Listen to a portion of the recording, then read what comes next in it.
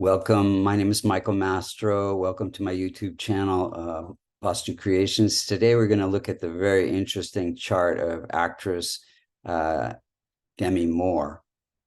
If you look to the eastern horizon when she was born, you would see, using Vedic sidereal zodiac, not Western tropical zodiac, you would see the constellation associated with Aquarius rising at 29 degrees. First, we'll look and see how the planets are operating. Then we'll look and see when they're operating during certain events in our life and what could be done to strengthen the chart. So first, Sun rules the house of partnerships, and it is placed in the 9th house of good fortune. So she did have good fortune through her partnerships. But it is weak. It is sitting in a house where the landlord, which is Venus, is weak in old age. So it's also afflicted. So Sun also is an indicator of father. Her father left at a very young age, and then she had a relationship with her stepdad, who committed suicide.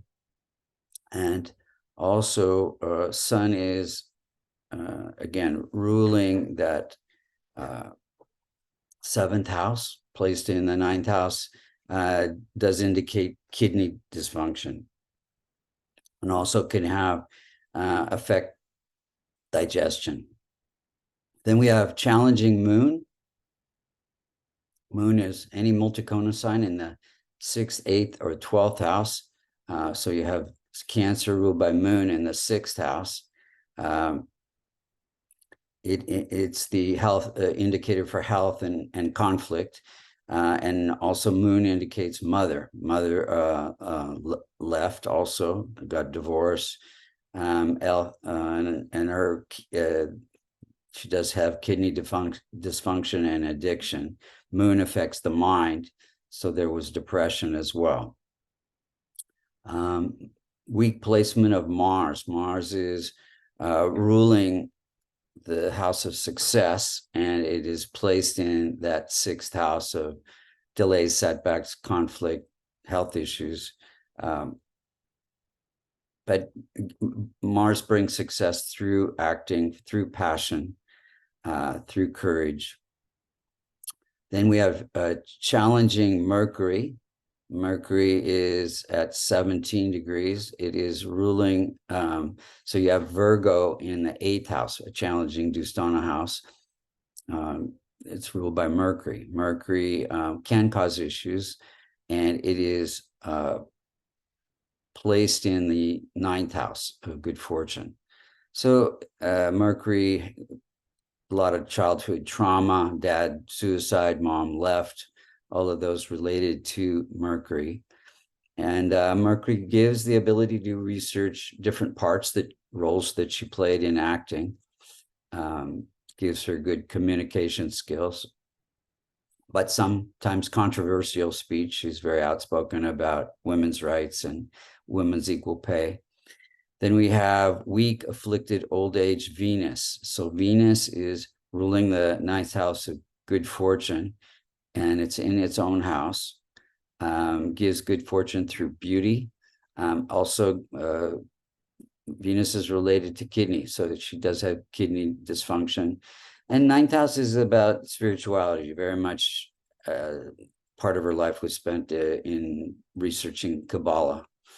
Then we have weak placement, afflicted Saturn. Saturn rules the chart. It is the prime indicator of health, and it is placed in, rules the 1st house, placed in the 12th house. So this gives her, 12th house's separation, gives her ability to separate from who she is to play certain acting roles, gives her spiritual inclination through letting go of attachments. But the 12th house also has to do with escape. So addiction, eating disorders were there. Then we have challenging Rahu and Ketu. Rahu gives desire or interest in health. Ketu gives insights into spiritual growth.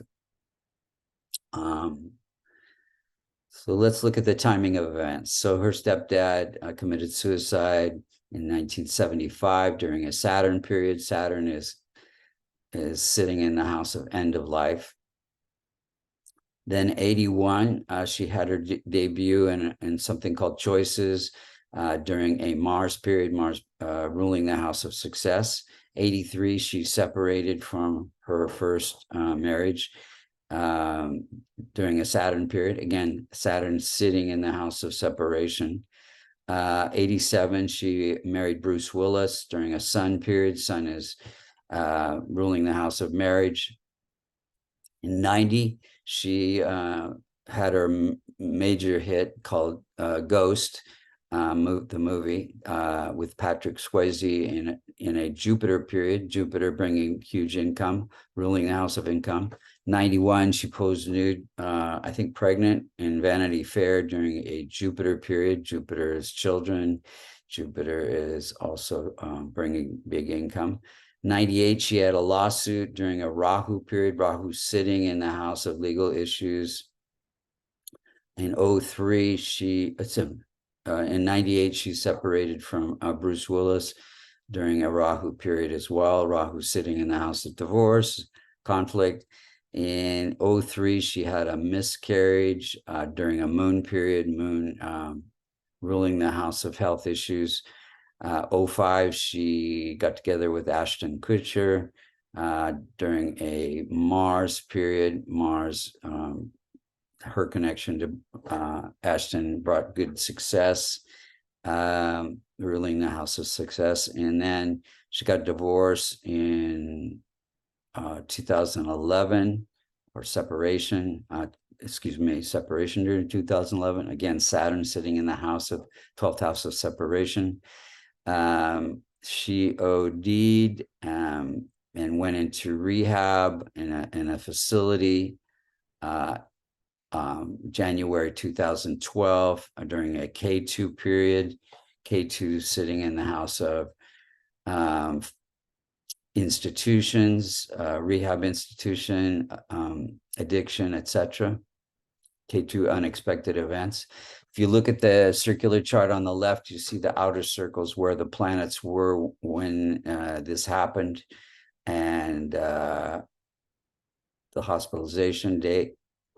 And then the inner circle is where the planets were when she was born. And you can see in the 12th house, Mercury afflicting Saturn. Saturn is longevity. Mercury is death-like experiences. K2 is also there afflicting Saturn, natal Saturn and Sun. So yeah, quite a bit going on in that day. Then in 2019, she had an autobiography that brought success during a Mars period, Mars ruling the house of success. Let's look at the timing of, let's look at what could be done to strengthen the chart. So she's involved in lots of different charities, PETA, etc. So that is transforming Moon, Mercury, Rahu, and K2. And then wearing my favorite remedy, a kavash, would strengthen her weak planets. If you want to order a kavash or get a reading or learn Vedic astrology, you go to www.vastucreations.com. Thank you so much for listening.